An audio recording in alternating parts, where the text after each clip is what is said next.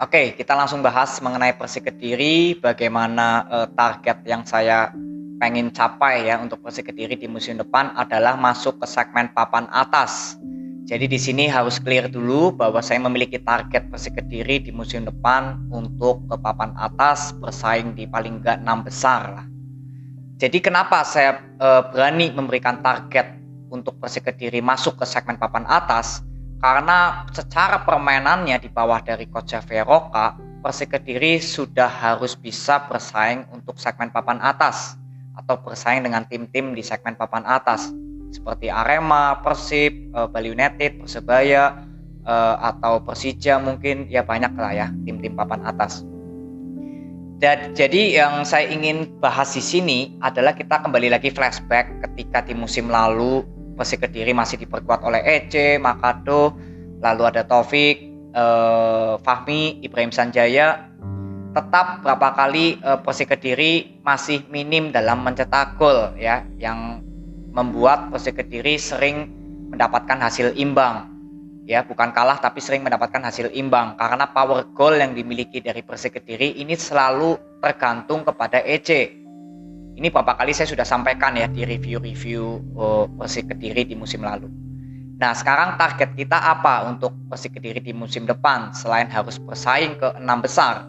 Yaitu kita harus menargetkan Persik Kediri manajemennya menghadirkan pemain yang berbintang atau yang berkualitas, tentunya memiliki historik gol yang cukup tinggi untuk pemain sayap dan juga pemain depan pengganti dari Ece.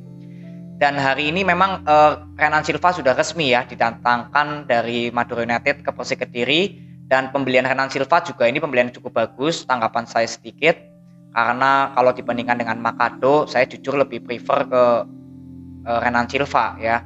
Dan juga membeli Riyadno Abioso ya, mantan pemain dari Persela Lamongan. Dan pembelian dari Persik Kediri, Renan Silva dan Abioso, kalau Renan Silva ini sudah jelas lah, sudah matang ya, secara umurnya juga sudah 30 ke atas, jadi sudah matang. Tapi kalau untuk Abioso ini kan bermain di sayap kiri ya, pemain sayap, dan historik golnya juga masih minim bersama Persela Lamongan. Jadi secara kualitas pemain dari Abioso menurut saya ini lagi proses pemain yang berkembang, bukan pemain yang matang ya, ini bedakan. Jadi sebenarnya yang saya ingin lihat adalah Persik Kediri bisa membeli pemain sayap yang matang, karena jelas di musim lalu pemain sayap dari Persik Kediri ini masih minim memberikan kontribusi gol. Jadi yang saya harapkan jika Persik Kediri ingin bersaing ke papan atas di musim depan, tentunya harus membeli pemain sayap yang berkualitas, yang gak hanya secara speed skill atau visi misi, tapi juga historik gol yang tinggi.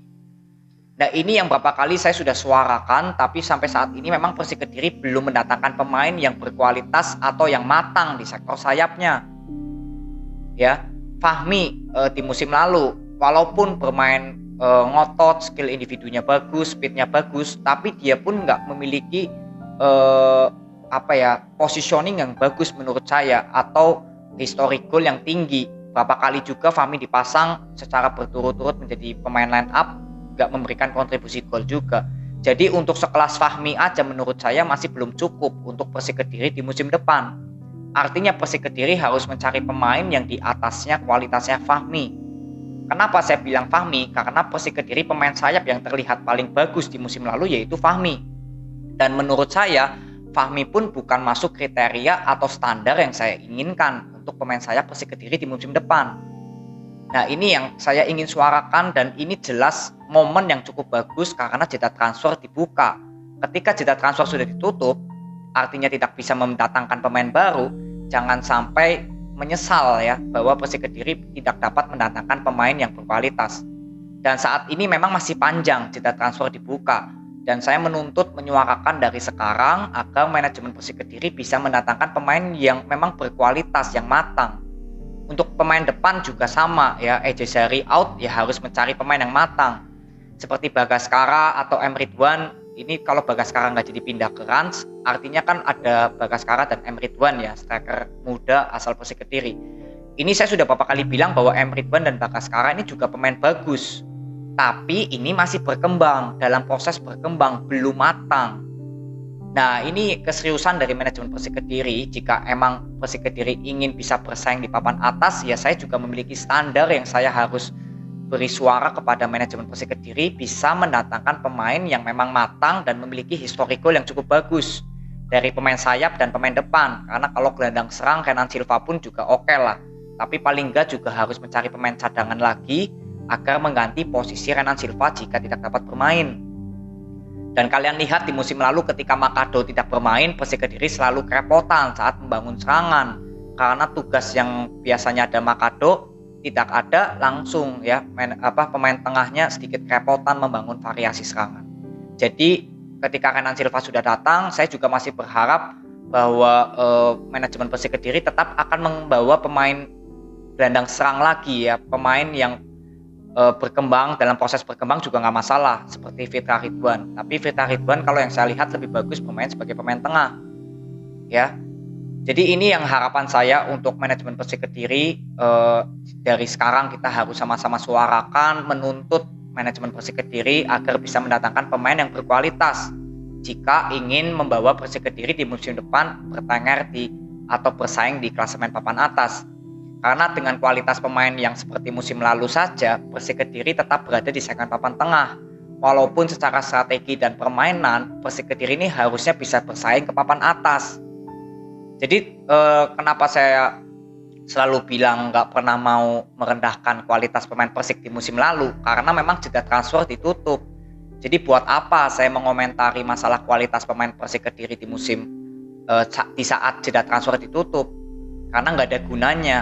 Dan ketika sekarang jeda transfer dibuka, saatnya kita bersuara atau menuntut. Ini baru benar. Ya, jadi saya berharap manajemen Persik Kediri bisa melakukan gebrakan-gebrakan baru, terutama setelah kedatangan Gading Martin. Saya sudah beberapa kali bilang, tentunya supporter Persik Kediri sangat berharap ketika Gading Martin memegang sebagai manajer Persik Kediri bisa mengubah kualitas pemain yang dimiliki dari skuad Persik Kediri ya. Karena kalau secara strategi, secara pelatih, Persik Kediri sudah punya modalnya karena pemain sudah cukup bagus di bawah dari coach Javier Roca. Tinggal bagaimana kualitas pemain yang dimiliki dari Persik Kediri untuk menjalankan strategi dari coach Javier Roca. Jadi PR-nya tinggal melihat kualitas pemain yang bisa didatangkan oleh Persik Kediri di jeda transfer sekarang agar tidak menyesal nanti ketika jeda transfer ditutup. Jadi kita sama-sama sebagai supporter Persik Kediri juga, kalian semua berikan suara kalian, saran dan kritik kalian, boleh berikan komentar di Instagram resminya Persik Kediri, tapi tolong jangan berikan kritik yang justru menjatuhkan atau kritik yang gak berbobot. Jika kalian memiliki saran, juga sertakan kritik yang mendukung saran kalian ya. Jangan mengkritik yang justru tidak ada jalan keluar atau solusi yang bagus. Jadi itu yang saya harapkan. Saya ingin sama-sama supporter Persik Kediri, jika ingin targetnya ke papan atas, ya berikan komentar kalian, berikan kritik dan saran juga. Tapi kalau ingin Persik Kediri yang penting bisa di segmen papan tengah, ya kalian juga berikan komentar apakah kualitas pemain Persik Kediri yang ada sekarang bisa membantu Persik Kediri untuk bertengger di papan tengah atau di papan atas. Ya, jadi sama-sama kalian beropini, kalian berpendapat, tapi tolong berpendapat yang positif, jangan yang menjatuhkan, karena semuanya demi untuk Persik Kediri. Jadi itu aja, kita sama-sama lihat, semoga Persik Kediri tetap bisa mendatangkan pemain yang berkualitas, yang matang, dan memiliki historik gol yang cukup tinggi untuk pemain sayap dan pemain depan dari Persik Kediri di musim depan. Jadi itu aja, terima kasih yang sudah nonton sampai akhir, semoga video ini bisa bermanfaat, terutama untuk manajemen Persik Kediri, semoga bisa mendengar agar bisa membeli pemain yang saya inginkan.